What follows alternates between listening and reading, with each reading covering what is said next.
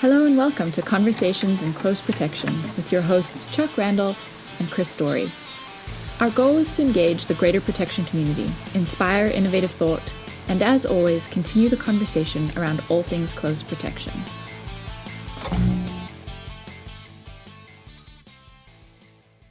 Welcome to Conversations in Close Protection. My name is Chuck Randolph, and across the digital divide, the commentariat of close protection himself, Chris Story. That actually sounds all right. The commentariat. I have a lot of commentary to deliver on that. Sounds like I'm a judgy bastard, but you are a judgy bastard. I am a judgy bastard, so that's cool, you know. Well, I would say a salty judgy bastard. That's true. I mean, just look at that hair, man. You're salty and peppery, dude. You're like, man, it's way too early for that kind of stuff. You know, the funny thing is that I freaking look at my like I'll be FaceTiming my son and it's all gray, and I'm like, what in the hell is going on? Because I don't feel. I mean, you know, I look in the mirror, it's not that gray, but the light hits it at a certain angle, and it just freaking is like, hey, Santa. No, I know exactly. I'm like Kris Kringle's younger brother. Oh my gosh. You're still on the road, I see by your blurred background. I'm going to assume that's a hotelscape. Indeed. I am back in Texas, CIC Studios, Central Texas. Things are great. It's hot. I mean, that's a statement, not a complaint. No, it's just a statement. I talked to a good friend of mine who is, I won't say who, or with who, but because maybe we'll get a sponsor out of this, but he works in the weapons industry, and he just moved from Saudi to Texas. And I was like, what do you think of the heat? He's like, same. I was like, he's probably thankful for the respite, because freaking Saudi can be, you know, in the 10s, 20s, 30s, you know. Unforgiving for sure. And I asked him, I was like, well, we'll see, you know, the humidity and sometimes in Houston, I think, can be kind of fair. We're like a couple of old dudes bitching about the weather first thing in the morning, drinking our coffee, but the heat is real, bro. Well, no, I don't think we're bitching about the weather, and we're not old, but or I'm not old, but the part about like that level of heat, right? Remember, like desert level heat, where it's just so hot. You're like, man, it'd just be nice if there was just a breeze, and then the breeze comes along, and it's just like a blow dryer in your face on hot of the heat, and you're like, never mind. You're like, God, why did I wish for that? You're like, next time I'm gonna wish for a Pepsi with ice. It is not helpful. Exactly. No, I guess one thing about I was trying to think of something nice about the breeze in the Middle East, and can't think of anything. There it is. So, you're going to be you'll be out on the road for a while still. I mean, I feel like you've been out there forever. Do you still have a house, or do you just get a tent? Dude, just island hopping, man. Freaking, one time I thought it would be cool, and there's a guy, Russ Bear. He did this for a while too. He just got a truck and a fifth wheel, and just would, you know, roll it around, and that was his base camp, you know. But I have too many motorcycles for that. You need to do like what was that old TV show, The Rockford Files, and just get like a mobile home on the side of the beach or whatever he had there, and there you go. Yeah. Yep. Him and who else had it? Mel Gibson in and Lethal Weapon. Yeah. Which is awesome, right? But completely, like, where did he live? Costa Rica? Nobody's gonna let you do that. Yeah. That's funny. Oh man, that's a good Christmas movie. Hint, hint. Here we go. It is. Yeah, actually, some of them were around Christmas, weren't they? Right. Absolutely. I just realized. I think the first one was around Christmas. So you know what? I'm gonna have to note that, and we'll get Monsieur Peck working on that right away, so that we can think about the Christmas. Maybe we should have a Christmas in July. Dude, it's Shop Talk. It's July. It's Shop Talk. There is a ton to talk about. Yes, there is. There is a ton to talk about. I think we should just first right out of the bat, the big news probably that folks are following in the security and especially protection world is the killing of Shinzo Abe. Japan hasn't seen an assassination since the 60s, where what was the guy's name? Yamaguchi, a guy named Yamaguchi took a samurai sword to the leader of the Socialist Party and basically gutted him on stage. This time, Abe was speaking. Which you don't see every day. No, you don't. And there's, obviously it was as Eric Ooch said, that was before the 80s, so nobody had cell phones. But there's a picture of him on stage and it kind of going down. It's kind of fascinating to look at. And in parallel, you had Abe who was giving a speech. Was it at a railroad stop? And some kind of. Yeah, I need to remember what that was. But he was shot with a homemade weapon. Shot by a homemade weapon by what was the young man's name? Yamagami, who was suspected of or being the alleged killer. I'm pretty sure that he was, and he had a homemade weapon. He had a grudge. It wasn't what they're finding out though. I think is interesting. It's not really a political grudge. It was more a grudge. It was a grudge that he had or an issue that he had with. Was it what church was it that he felt that Abe was part of? So the last I'd heard, I thought it was somewhat of a political grudge, but I guess it did freaking shift over, right, where he was freaking like super angry about that other piece. So here's the funny thing is the part that I laughed is because allegedly where the dude basically blasted him and his like gets tackled and all the things, right? I mean, like there's I know like alleged about it from my perspective. Yeah, legally they got to say allegedly, but I'm going to go on a limb and say it was him. Yeah.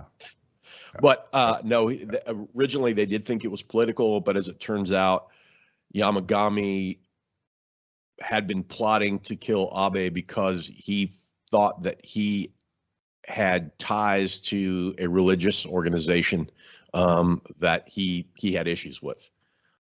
Yes.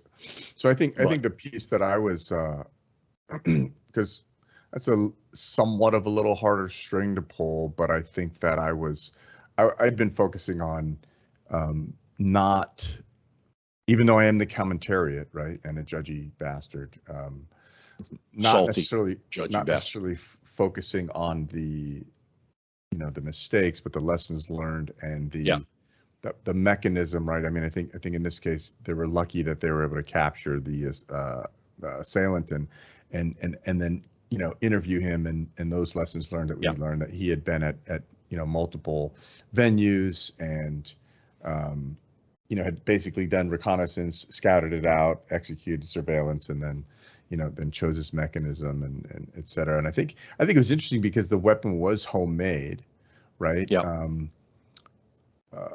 Just again, not being there, but understanding it was homemade, thinking that it was interesting that if you're not familiar with weapons and you only see them on TV or maybe they're little like airsoft pistols or whatever the case is, then you're probably, I mean, would that have been something that anybody caught? Like, hey, that thing looks like a freaking rocket launcher or whatever the case is. I mean, it's hard to tell, right? I mean, I'm not excusing it, but I am saying, like, just when you see the photos of proximity and you see the photos of some of the other angles, again, it raises questions. So I think these are great times for us to look at our own programs and our risks and threats and persons of concern with an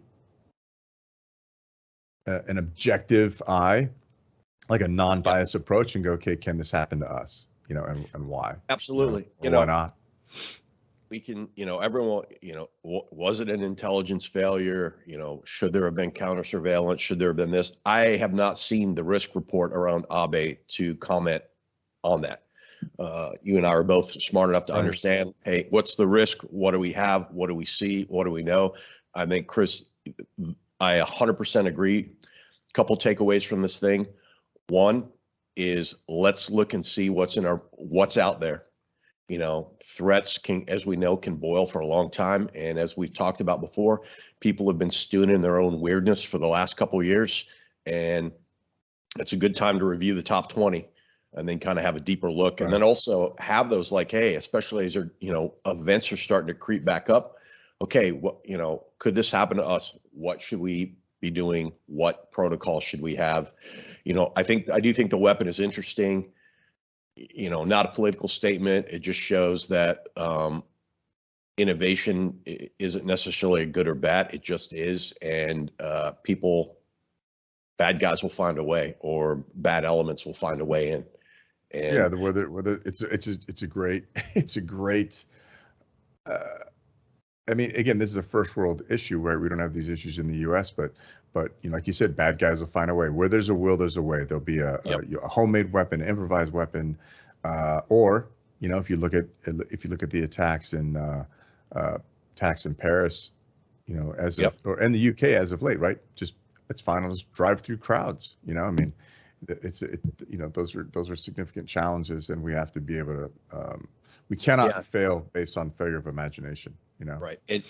And I think the other thing is, don't assume. I mean, you just made me think of something that, when that individual in Paris, when he drove that truck in the Christmas day, I mean, he had been there all day. Police had approached him. They had talked to him, and just, okay, even though there was clear signs that said no parking, everyone just thought, well, he fit in the box, so it must be good. So, right. Don't assume. Well, I mean, that goes as far back as the Indira Gandhi assassination, right? Where I just become part of the effort, and at least people just know, oh, that's just Chris. He's just been there, all day, And why has anybody talked to Chris? Yeah. Well, get him. Hey, he's cool. No, get him out of here. He doesn't need to be here. Oh man, you're being mean. Yeah. But I mean, there surely will be more coming out on this. I mean, the Japanese police themselves have said, hey, there's some things that we're going to learn from this. There's been some issues that we need to look at, and they'll talk about it more for sure. Abe was a former prime minister, so he did receive. I mean, look at what Mike Pompeo receives. What was the article I saw? Like $2 million a year in security, but he's got it legit. He has a legit, like, stated known threat from an Iranian-based threat. Right. I don't know. I haven't seen Abe's risk report. I don't know what that. I don't know. I don't know what it. I haven't seen it, so I don't know. Well, I guess at some point, it was a failure, though. Right. At some point, there was a risk against them. Clearly, right. I mean, yet it was high risk. So, I think again, we always want to point to a failure, but I think, again, it just, we can't sit here and go, oh, those guys messed up. We've got to continue to evaluate, where we are, what we're doing, how we're executing, and ensure that it doesn't happen to us. And I think, that these lessons learned are super helpful. I mean, there's some things that it just goes to show we always have to look at what's going on internal and external. That's it. That's the job. Yeah. I mean, you have to look at your own risk. I mean, is there a better way to say it? If you think about risk mitigation supply chain, sounds super boring, but we're here. What's in the supply chain that's helping us do our job as protectors or risk mitigators or whatever? So you're right. Instead of just saying, oh, those cops or those security people screwed up. Okay, let's examine the whole thing and look at it in each of the segments and say, what could we have done better? Was there a gap? Was there a communication gap? Where are we lacking synchronization? Because we may find out that, this individual was an issue, but if the communication never reaches the team, they're not going to know to do something. So they're only based on what they're seeing in the immediacy. So many things that go on there. And I think that's a great example or a visual of enterprise security risk management, because oftentimes you go, okay, great. Here are the suppliers. Using that as an example, here's the suppliers in our chain. Where do they help us and where do they hurt us, right? So if one of your suppliers has, hey, we don't do cybersecurity, bro, but 90% of your communications go through the internet and a shared drive or whatever, and they're not secure in your operations. Are they a bigger hindrance to you, or are they a bigger risk to your operation because of that? Or do you just accept it because they give you good people, right? I mean, so those are the things that when you look at that internal and external risk that you really need to evaluate.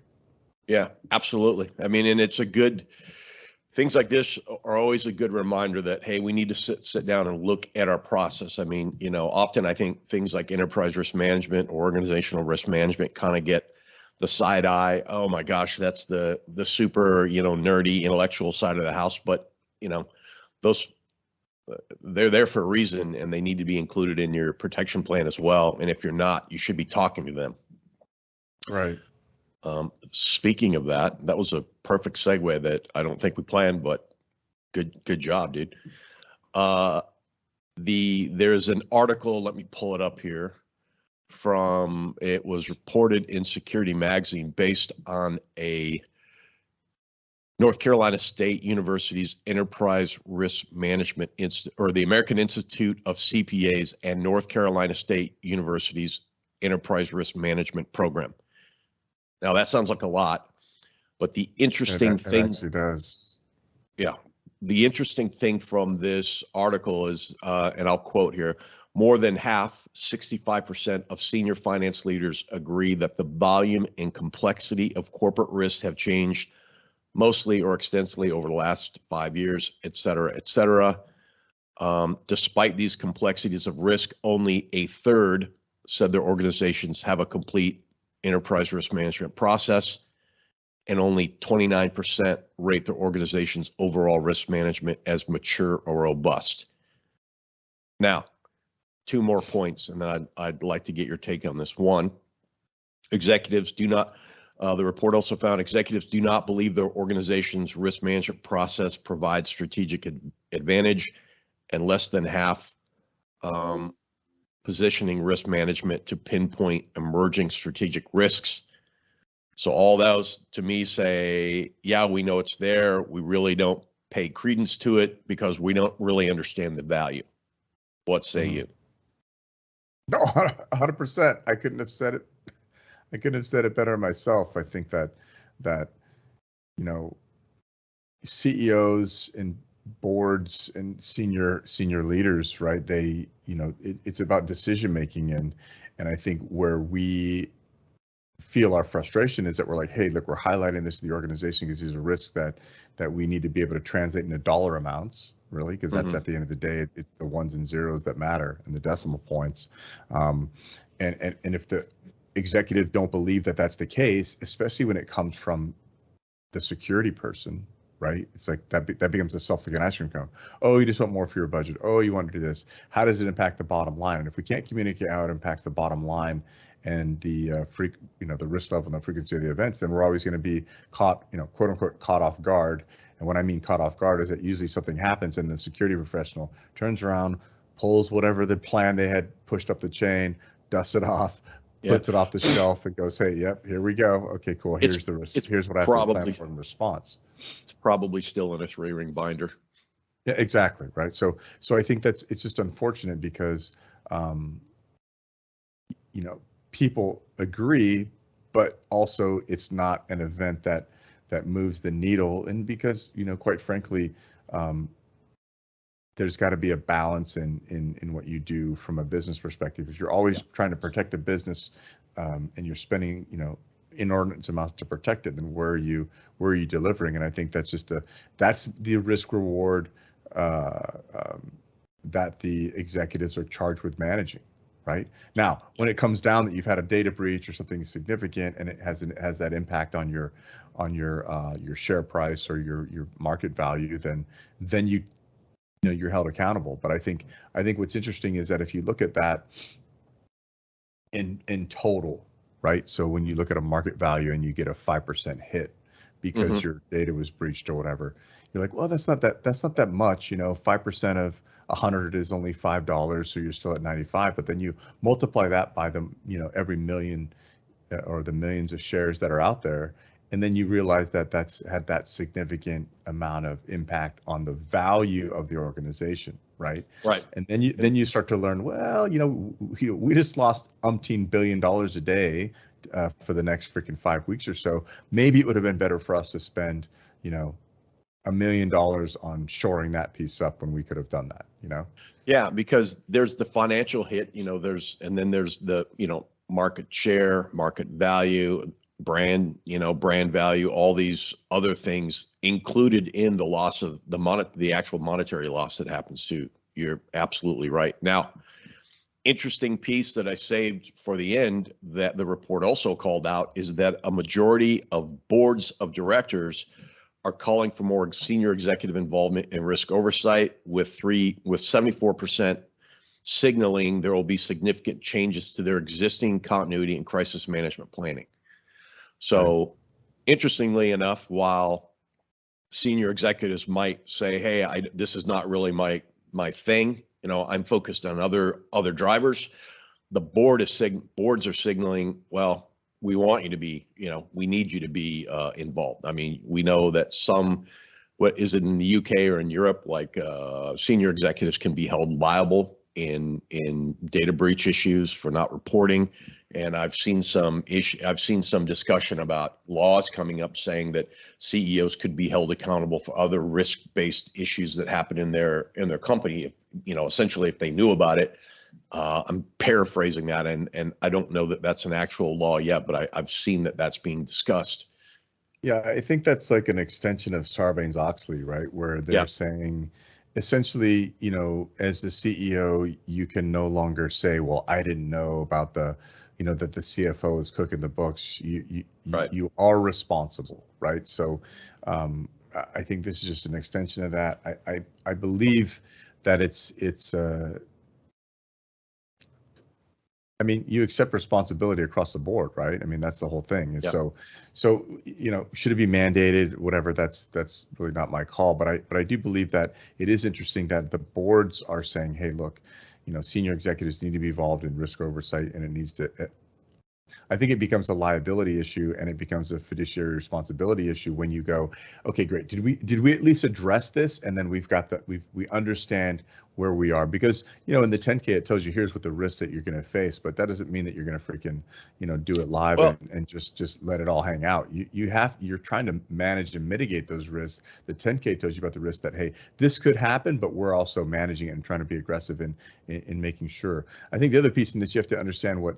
If you look at it, it says, and it's paraphrased, right? But senior finance leaders, then you've got senior executives, in the poll or in the I'll call it a poll. What were those executives? Were they CEOs? Were they CFOs?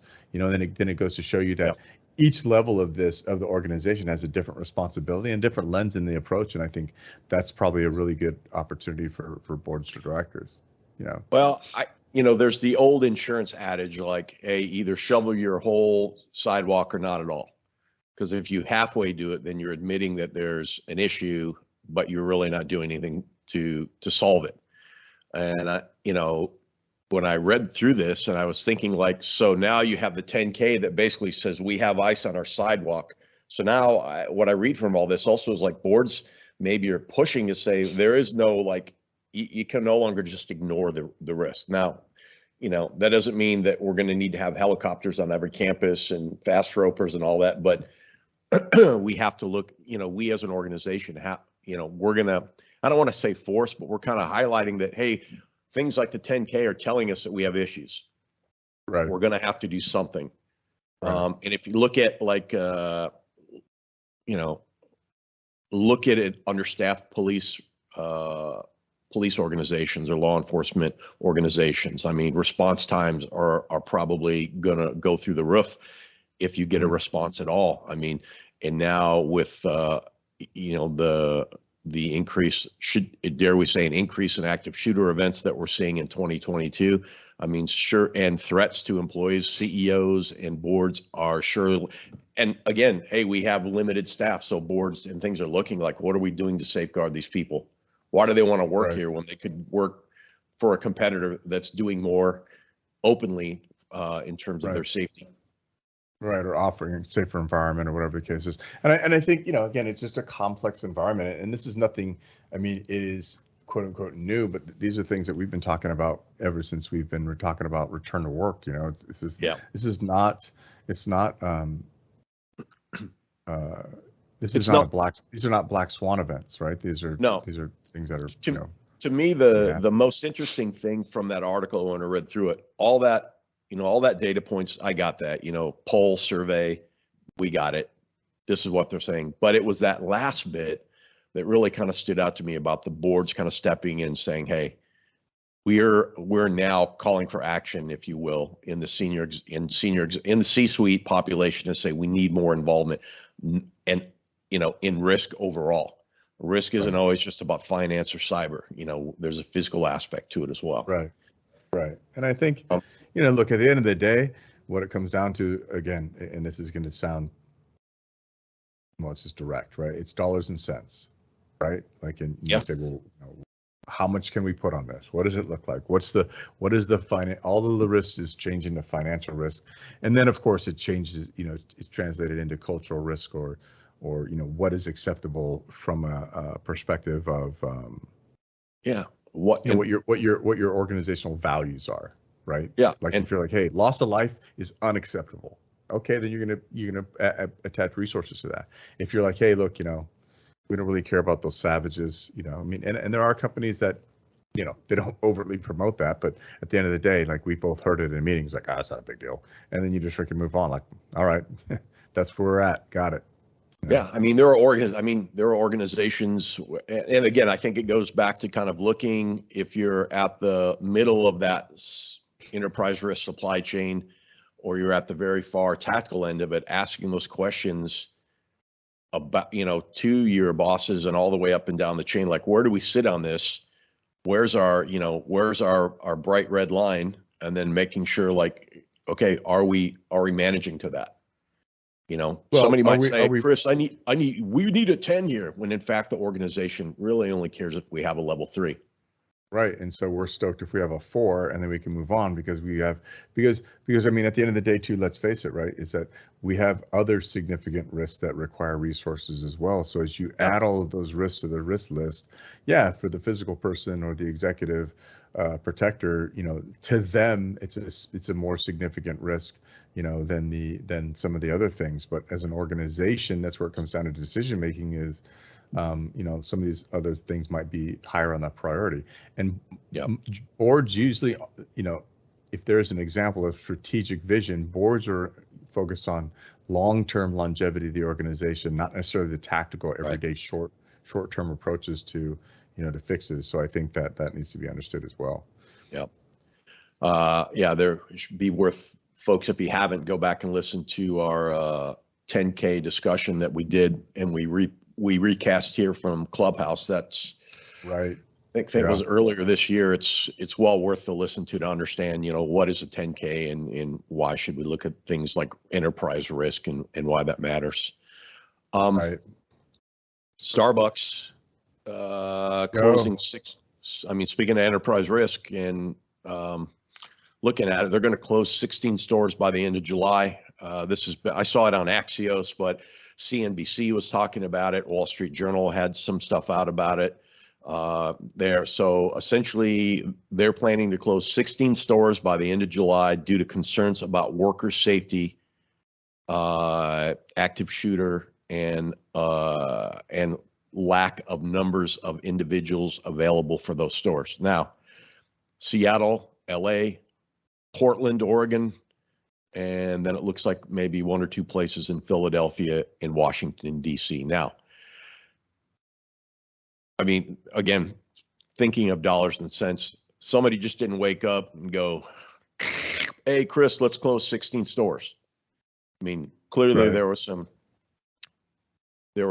risk intelligence at some level behind those to say, why these stores? What's the problem? Let's look at these things. Let's do a risk assessment, and at some point got up to the board and the C-suite level, and I guess my point is these types of decisions don't happen in a week. I mean, this was probably a thought out decision process, and it's telling. Yeah, I took a little bit of a different approach. I mean, I understand that the business side of it. So there are some political views on this, right? Like if you look at the cities they're in, you know, what the issues, but I look at it from a different perspective in terms of like the frog in a boiling water, right? Like we were frogs in boiling water and all the way up until, you know, March of 2020, and then the bottom fell out really, and the water cooled, and then we're slowly getting back to that pace and that frequency of before, and it's coming on so rapidly that it's causing people to kind of recock, reset, and reevaluate risk, I think, you know, because it would be interesting for me to understand, if I had the time, to evaluate what the threat environment was, you know, in February of 2020 and now in July of 2022, and compare them, because likely they're probably different. I would imagine the 2020 was probably a little bit even crazier, but now it just seems like, oh my God, all of it's non-existent because the store was closed due to COVID. Correct, or whatever the case is. Right now, it just seems crazy, and that's not to say that, well, they should suck it up. Really, what it's to say is as we evaluate where we are and what we're doing and all the things that are happening, you know, maybe our tolerance for them is lessening, which is a positive thing, right? Because I think a lot. I think it's a great move. You know, based on the article we just talked about with enterprise risk management, I think it's a great move, and it shows leadership to say, hey, these places are dangerous now for our employees. Right. Sure. You know, I don't look at their finances. I don't know what they stand to gain or lose, but at the end of the day, Starbucks, well, your headquarters is in Seattle, and you're going to close 16 stores, 6 stores in Seattle. Yeah, six in LA, 6 in Portland. Well, what do we know about? This is non-Chris and Chuck political statement. What do we know about Seattle, LA, and Portland? Yeah, all dumpster fires when it comes to, you know, the crime areas, crime. So I mean, it's just interesting. So it'll be interesting to see what happens. I think there's this is also an effect of the defund the police movement as well, right? I mean, I think that, you know, it's just it's all happening, right? Like you kind of get what you pay for, essentially. Well, and I do consider, or, you know, I think about what's the second, third, fourth orders effect of this. You know, what happens to a Seattle that already has small businesses moving out because, you know, this is Starbucks, Chris. What about all the Chris and Chuck's coffee shops and delis and corner stores and all that are shuttering up because they, you know, they can't deal with the onset of individuals that are coming in. They don't, and then the threats and the lack of the ability to monitor the store and their employees. And, you know, I wonder what the long-term effect of these cities will be. Yeah. I think we know what it will be, but. Well, it's a lot of the tail wagging the dog at this point now, right? Because that's the ripple effect. So, you know, we're going to across the board as it's much easier. It is like asymmetrical, right? It's much easier for the elements that are, you know, I don't know why this word comes to mind, but, you know, doing bad things or nefarious, right? It's much easier for them to pivot than it is for organizations to pivot, right? So it's, you know, when you've lost, you know, 10% or 15% of your budget, and usually that comes in response or the ability to respond and providing services to communities, and that comes in the human form, right? We're going to reduce our force.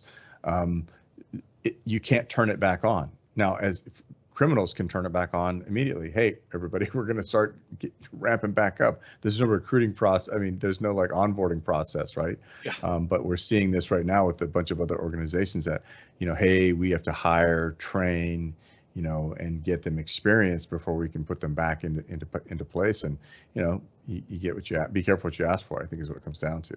Well, and I think, you know, I think from a conservative perspective, we've always said, hey, you know, we have to start holding individuals accountable, not areas, and not cultures, and not not the people who are responding to these things, but what about the behaviors of the people that are that are the bad actors, Oh, exactly. I mean, I look at this and I think it makes me consider, like, hey, organizations, and you've heard me talk about this before, like, oh, there's an issue, we're going to invest in it, and the issue's over. Now we're going to divest in it. And we've got to get organizations to the point, and I think both these articles talk to it, where we have to have a better ready state or a low ready so that we can respond more rapidly. We don't always want to have a bloated risk organization, but we also don't want to get so anorexic in our risk that, we don't have much to train, as you say. So we have to find that balance. Right. The right.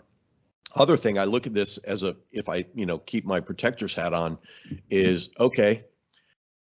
Seattle, I get that.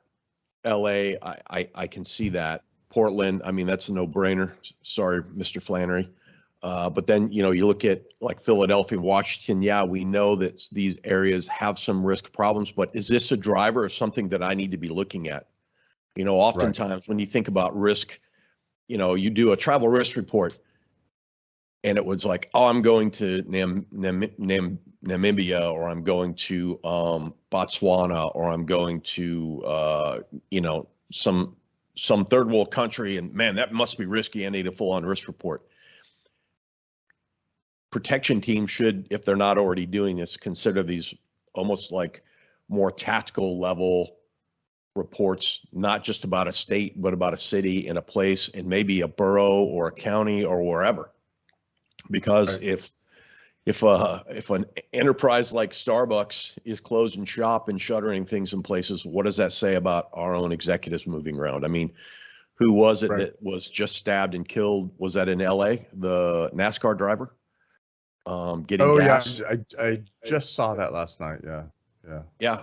I mean, so it makes me think, as we were saying earlier, it is a perfect time to be dusting off all those processes and asking and pulling your intel team in, or who's ever doing that for your team, or if it's your own sources, processes, protocols, to make sure, are we thinking critically? Are we thinking broadly? And are we considering, the risks at all levels, meaning city to the venue? Yeah. And I think going back to what you had talked about before is that, again, from a risk perspective or an intelligence perspective, are these indicators that can have an impact on us? That's really what it comes down to, is that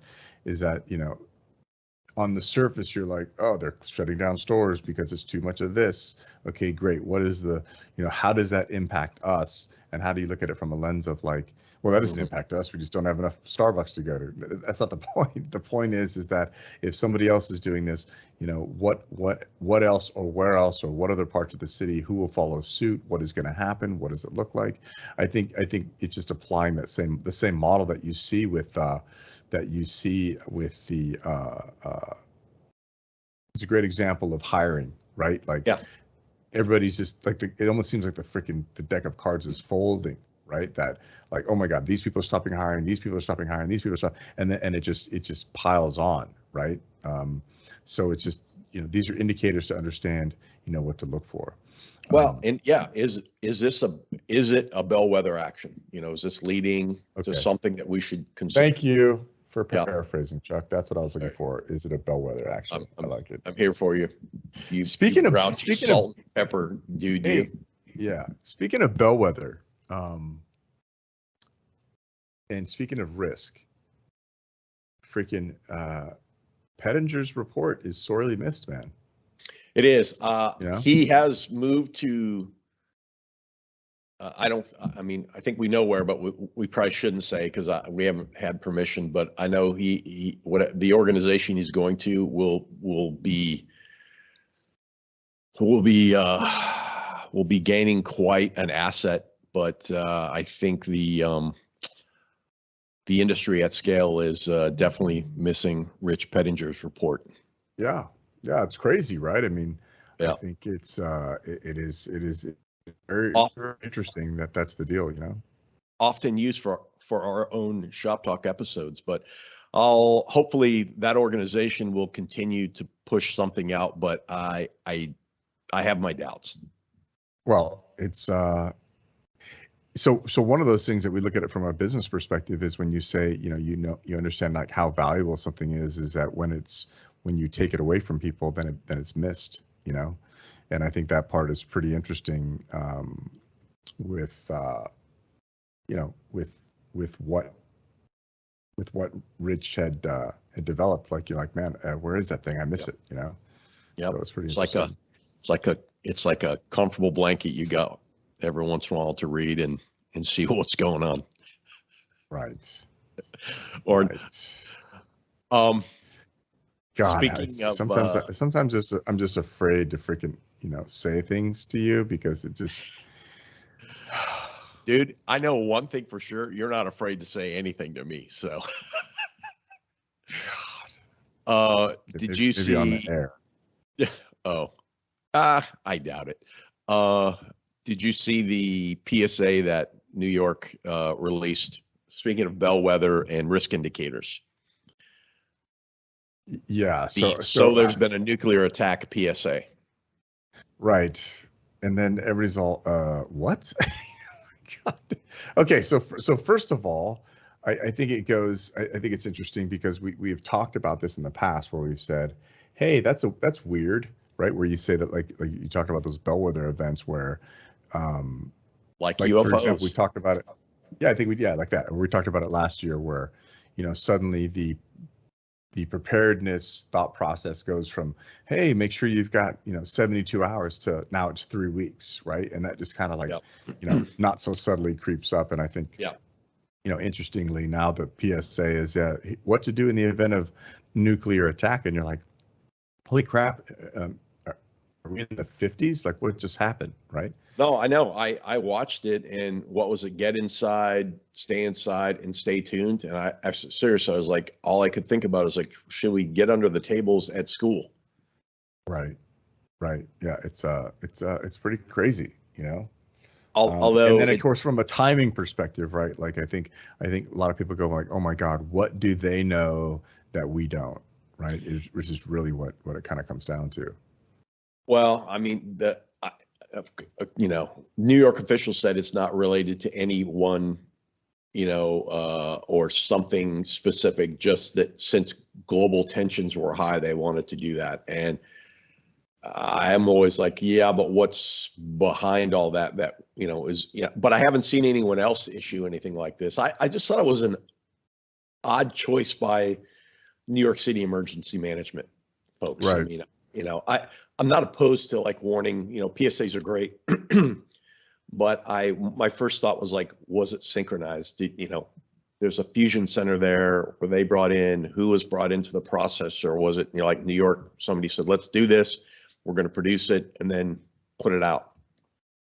Right. Yeah. It's just odd.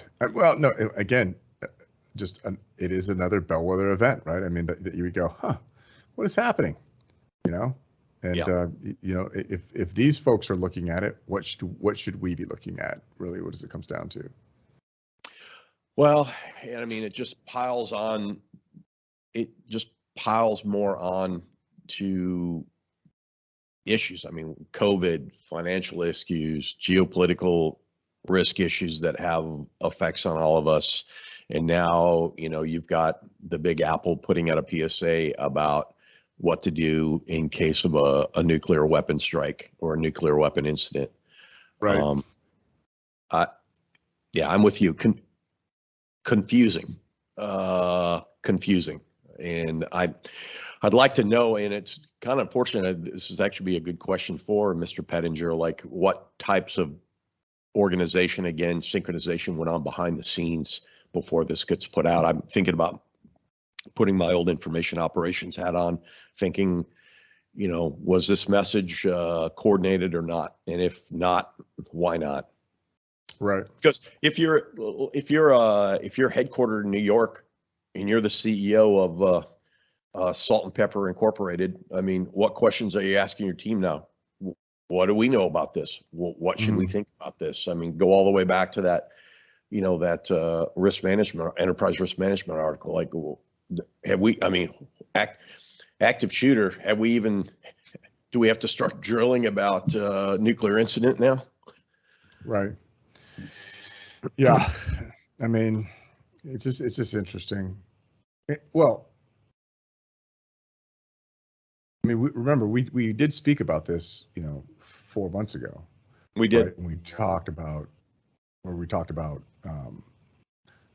Russia, Ukraine, and what that looked like, and the fact that people were thinking, right, or at least that we even look at it like, wait, are we really thinking about that? We have to talk about this as an option. I think it's that part is challenging. So on one hand, positive that's the approach.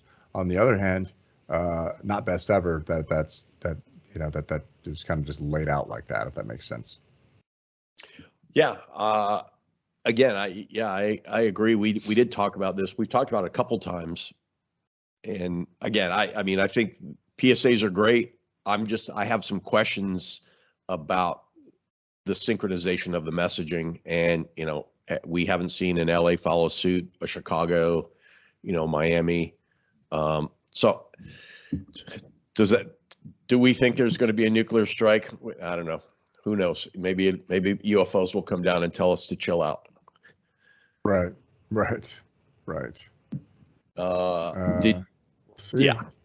Did you see also the I don't know if you followed the John McAfee and the crypto scam?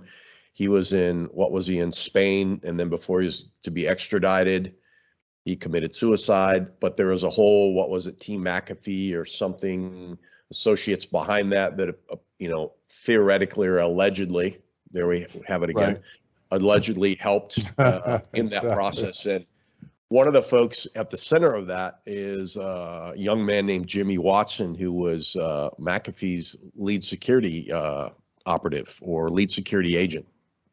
Right. And I saw that he was under house arrest for a while, and he said he was innocent, but I saw an article last week that said that he essentially settled to the tune of, like, what was it, Chris? Approximately $520,000.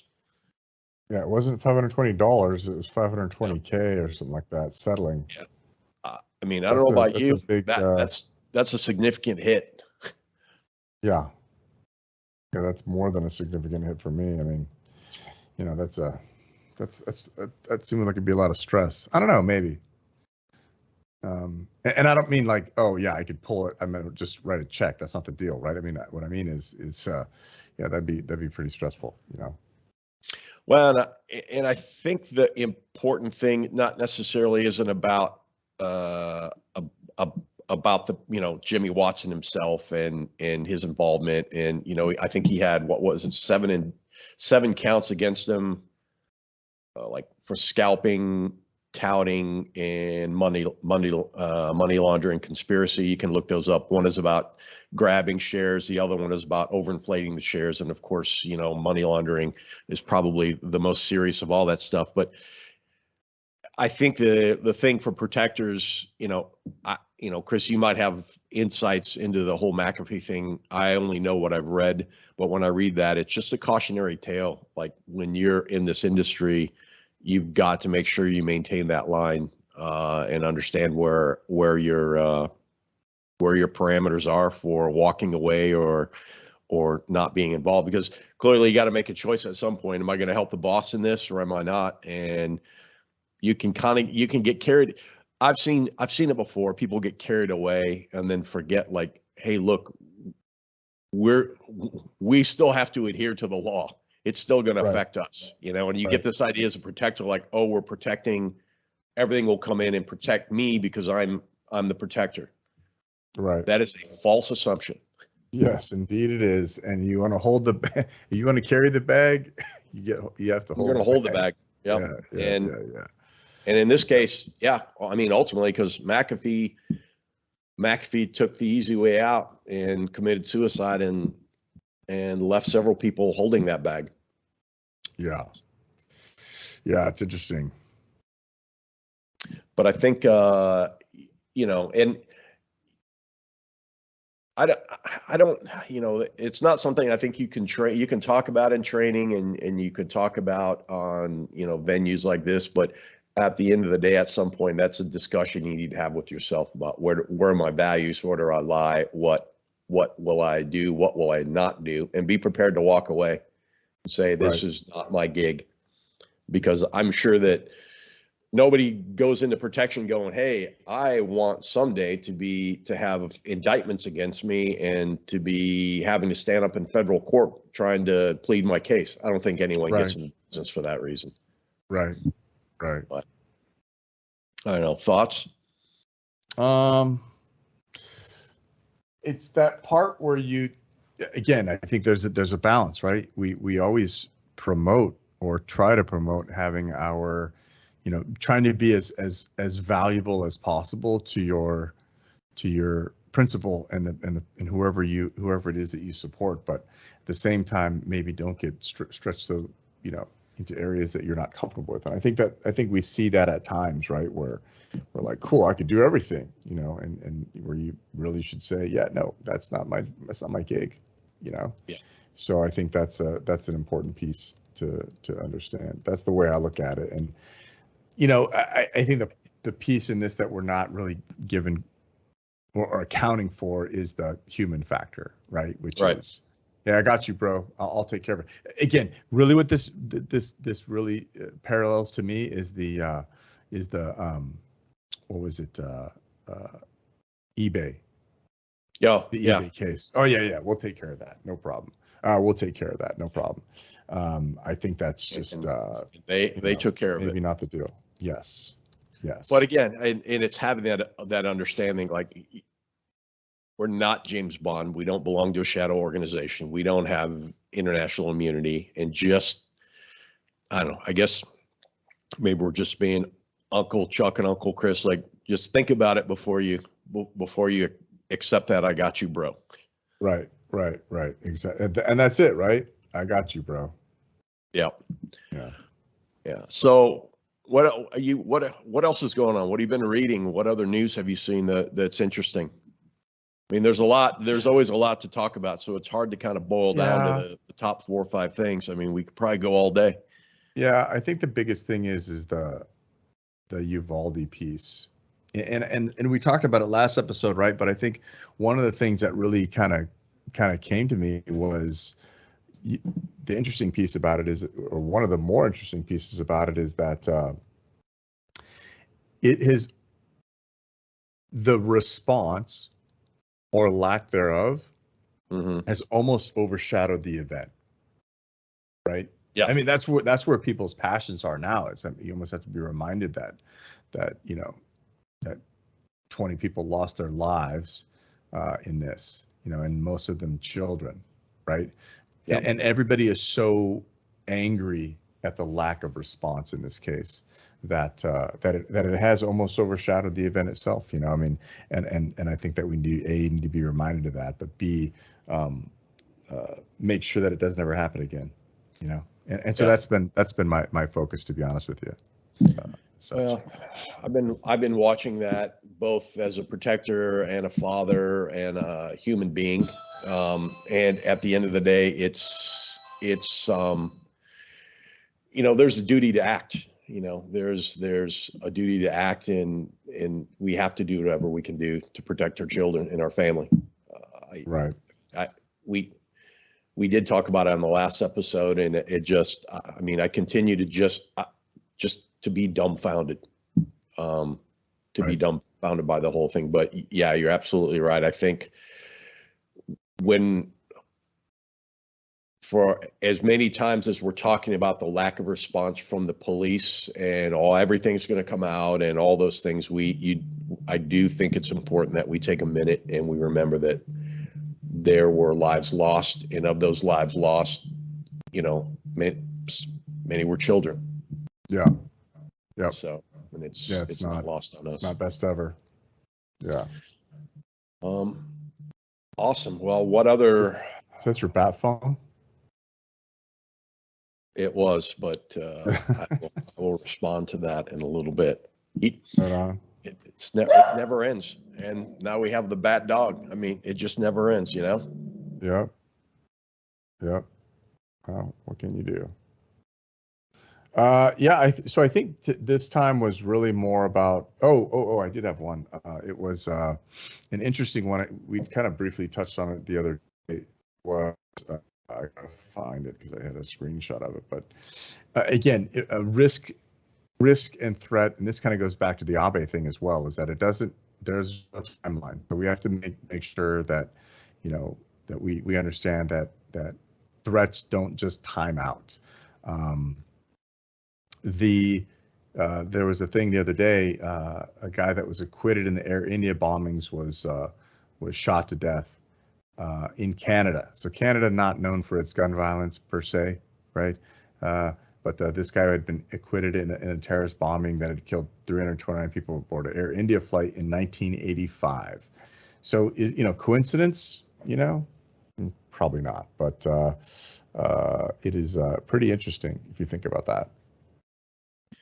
Yeah, and I mean, those risks are long. So I don't, and again, Canada. So Right. Where did that pop up? I missed that piece. I don't know. Just some. It is an AP. Actually, somebody had posted it, and I pulled it off of AP.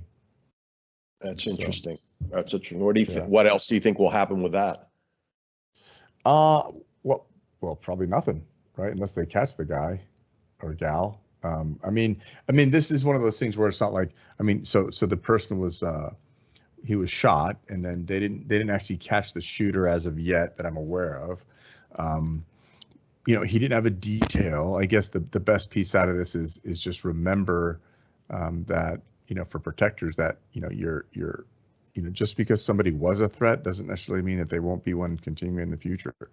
Or somebody held a grudge doesn't mean that they won't be, that won't be the case in the future. That's really what the lesson learned from that one is, for me anyways. Well, oftentimes when we would have, we would do our annual or a monthly or, weekly, biweekly, depending on the number of threats. Oftentimes we would always try to pull up 4 or 5 threats that were at least a year old, look at them and say, hey, let's make sure that because at some point, let's make sure we're looking at some of these longer term threats. I mean, some organizations have literally thousands of threats that come in, right. And it's important, even if you're doing it randomly, to go back and look at some of those ones out of the vault and say, right, what do we know about, Chris or Chuck? Are they still around? What have they been talking about lately? Oh, they're talking about, they're talking about a different company. Great. Let's go ahead and reach out to those folks and see, without, I understand PII and HR policy and all that, but let's figure out what we've got to do and make sure these threats aren't going to pop up again. Well, I think that's the important thing is that the PII and HR and all that other stuff, but at the day, those are exceptions. Those are not, you've got to go back and go, no, this is open source. We can go do this, and it is what we do. And you need to understand that here's where we're at. I mean, there should be no constraints that are put in your way for these things. And if there are, that's for you to manage around or through. Yeah. And again, it's both of those events are important reminders that threats don't go away. They just go back to steaming or go back to boiling, or they go somewhere else in boil. So yes, I agree.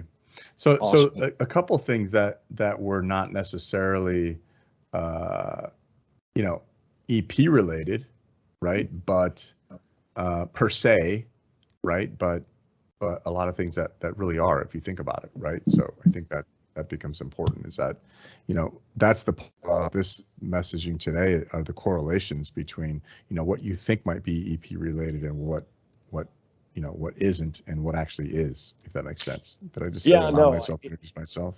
Yeah, no, I think it's a good thing, especially when you're looking at the news. Like if your news search is like bodyguards EP assassination you have to kind of look beyond those types of searches to say what else affects my space, what are the other types of risks and things I need to be looking at and reading about, and what does that mean for me? That's why I always found Pettinger's thing to be interesting and to be useful. It's why I find like Will's Ray Secure's thing to be pretty useful, and why we try to do Shop Talk is to try to bring out other articles we think like affect the space that others should be considering as well. Right, and I think what people tend to look at is, okay, oh hey, that's all well and good, but what's the answer? Mm-hmm. And the answer is that's your job, right?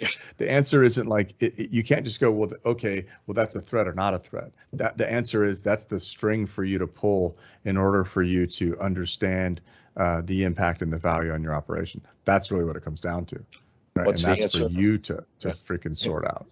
What's the answer? We don't know. It's different for everybody and every organization. So as you say, you got to sort it out, and that's where the hard part comes in. What does it mean for us? Exactly. And nobody likes to hear that. Nobody likes to hear that at all, because they want to know the answer. And especially in today's day and age, like, can I Google that? Can I find it on a TikTok? Is there somebody that's going to tell me what to do? And critical thinking tells you that, well, even if you see it somewhere, you have to question it.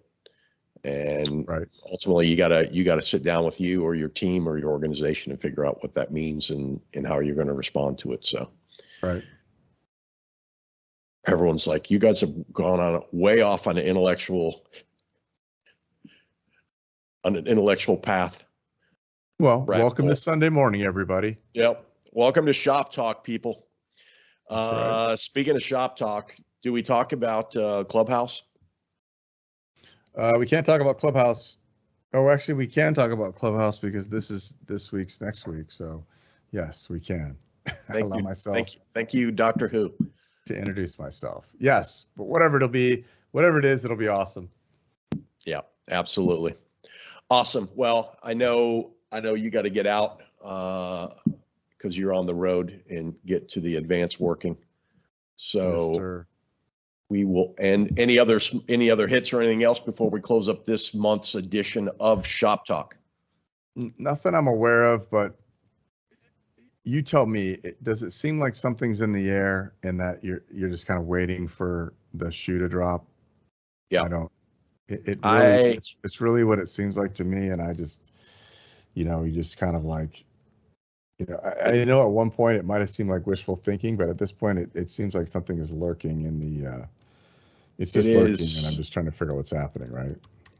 I'm wondering if it's also from just like we've had the 1, 2, 3, 4, gut punches going on for several years now, and I just wonder like exactly I keep thinking like we're in a horror movie and we're waiting for the next jump scare. Like, what's the next thing? Right. And I guess if we could leave everyone with anything, it's just like, what's coming, so don't flinch. Think about it beforehand. Right.